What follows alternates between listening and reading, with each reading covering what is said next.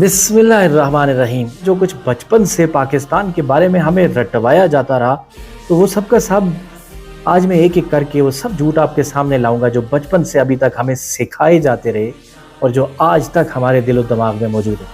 پہلا جھوٹ، پاکستان ایک اسلامی ملک ہے۔ اسلام کے نام پہ غلط انصاف ہوتا ہے، غلط فرقے بنائے جاتے ہیں، غلط نصاب پڑھائے جاتے ہیں، غلط قوانین نافذ کیے جاتے ہیں اور جانے کیا کیا غلط نہیں ہوتا۔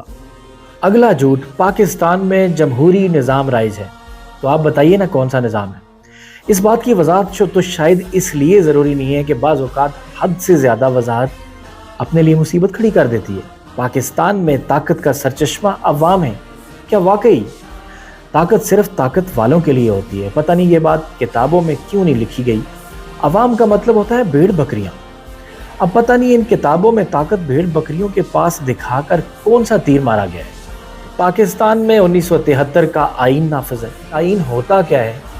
اس طرح کا لفظ بچپن سے بچے کتابوں میں پڑھتے آئے ہیں، لیکن انہوں نے اپنی کتابوں میں یہ نہیں پڑھا کہ آئین نامی کوئی چیز ان کے وطن کے لیے نہیں ہے۔ اب بچوں کو کون بتاتا کہ طاقتور اپنی رعایا کو چلانے کے لیے خود ساختہ جو فیصلے کرتے ہیں وہی آئین ہوتا ہے۔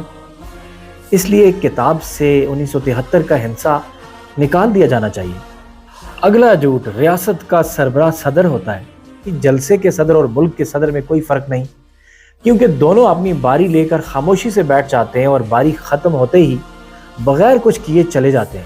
اس لحاظ سے پاکستان کا سربراہ واقعی صدر ہے۔ اگلا جھوٹ، حکومت کا سربراہ وزیر اعظم ہے۔ اگر ایسی بات ہے تو پھر نکالے جانے والا وزیر اعظم کسے مخاطب کر کے کہتا ہے کہ مجھے کیوں نکالا یا میری حکومت کو کیوں گرایا؟ پاکستان کے بارے میں معلومات حاصل کرنے والا ایک چھوٹا سا بچہ یہ سوال پوچھتا ہے کہ اگر وزیر اعظم سربراہ ہے تو پھر نکالنے والا کون ہے؟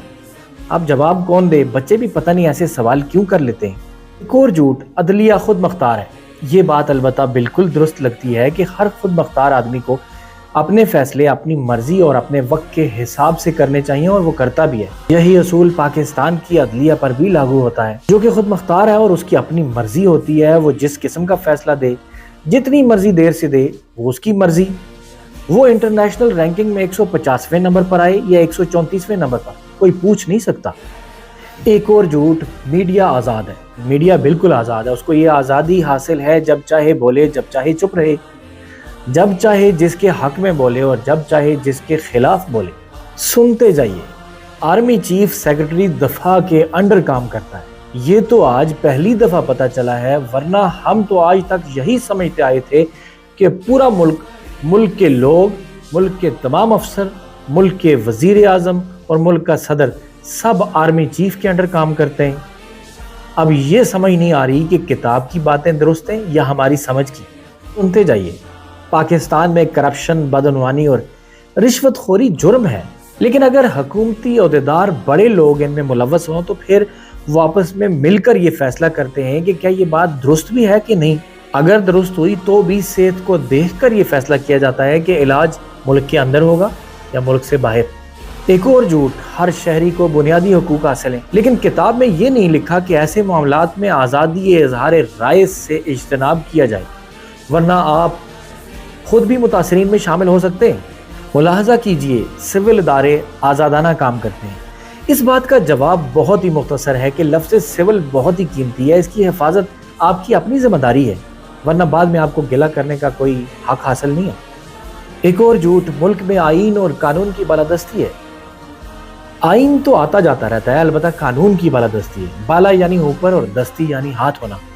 مطلب یہ ہوا کہ قانون بھی اسی کا ہے جس پر اوپر والے اپنے دست شفقت رکھتے ہیں۔ اور بھی بہت سے جھوٹ ہیں جن کے بارے میں سوچنا آپ کا کام ہے۔ مثلا پارلیمنٹ سب سے بالا ادارہ ہے، قانون سازی پارلیمنٹیرینز کرتے ہیں۔